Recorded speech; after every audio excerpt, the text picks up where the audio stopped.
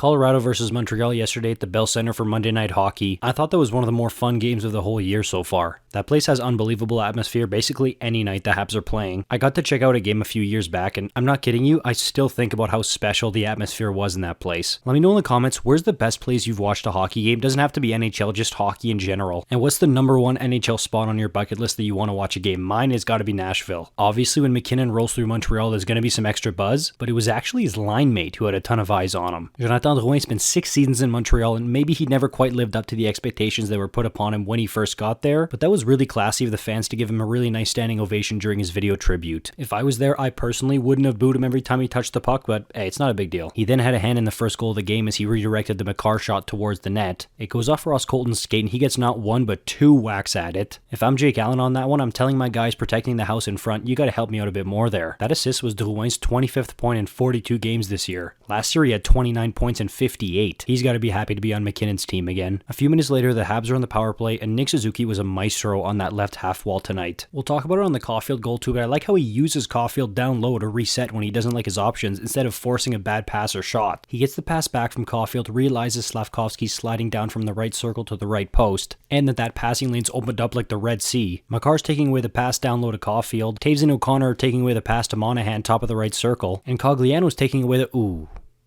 And like Ross Colton a few minutes earlier, Slavkovsky gets 2 whacks at the puck to put it in. I love seeing Slavkovsky score net front like that. If this kid's going to put up goals in the NHL, that's where a lot of them are going to have to come from. Then from the point, Cale Makar uncorks an absolute missile. Great job by Rantanen here to take away Jake Allen's eyes with the traffic in front, and just a sweet Shea Weber-esque slap shot from Cale Makar there, I loved it. Then a little later on after Hervé Pinard made it 2-2, the Habs were back on the power play, and would you look at that, Suzuki's on the left half wall. This time though, there's a stick in the Caulfield passing lane, the Monahan lane, and Slavkovsky tries to slide down same as before, 2 sticks cover that lane. So then Suzuki makes a pretty savvy play. He loads up like he's going to shoot, which means that Taves has to then move to fill that shooting lane, but that allows Suzuki to get it down to Caulfield. He turns quickly and snipes it high glove. He also scored the game before against Edmonton, and Habs fans got to be thinking, finally. For the type of player he's supposed to be, this guy's had way too many goose eggs in the goal column this year. At last check, he was on pace for 23 goals this season, so him starting to find the net here is maybe some of the best news you can give a Habs fan right now. Last year, Caulfield had 26 goals in only 46 games. This year, he has half of that in only 3 less games. The league is constantly learning how to adapt to goal scorers, and when that happens, you can either continue to adapt in response like David Pastrnak or Austin Matthews, or you can steadily become a less and less effective goal scorer like Patrik Laine. In Caulfield's case, he did 2 relatively obvious things on this goal that he needs to keep doing if he wants to keep putting the puck in the net. Number 1, move. Players on other teams know he's good. They're gonna cover him. He's got to use his line mates and his boots to find and create open space. And secondly, he's got to use that quick release. Look, they're not all going to be open nets set up on a platter by Nick Suzuki. He's got to get it off quick and surprise the goalie, and if he's not going to do that, he's got to keep the goalie guessing. Caulfield is a great goal scorer, and I really want to see him have that breakout season where he puts up 40, 50 goals. I've honestly been a little disappointed with how he's played to start the season here, but hopefully this is a sign of good things to come. There's a lot more stuff here I want to dive into, but we might have to make a dedicated Caulfield video for that. We got a game to get back to. At this point, we're going through the third. The Habs have a 3-2 lead, and a lot of us are wondering, can they hold it against one of the best teams in the whole league? Rantanen sauces it over to Taves, who seems ready for the one-timer. Jake Allen's expecting the fastball top shelf, but the shot ends up being a changeup that goes in low blocker on Allen. Then for the game winner, I love this. The puck ends up nutmegging both Avs defensemen.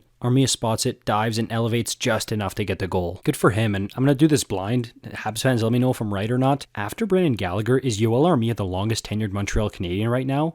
I could be wrong, but I feel like he is, and if he is, that's pretty unexpected, I'll be honest. Nice win for the Habs, really fun game and a fun night for those fans in Montreal there. If you want more Habs videos, you know what to do. Like this video so I know you want more of this. If you're new here, make sure to subscribe. We make videos like this every single day. Thank you so much for watching. You rock.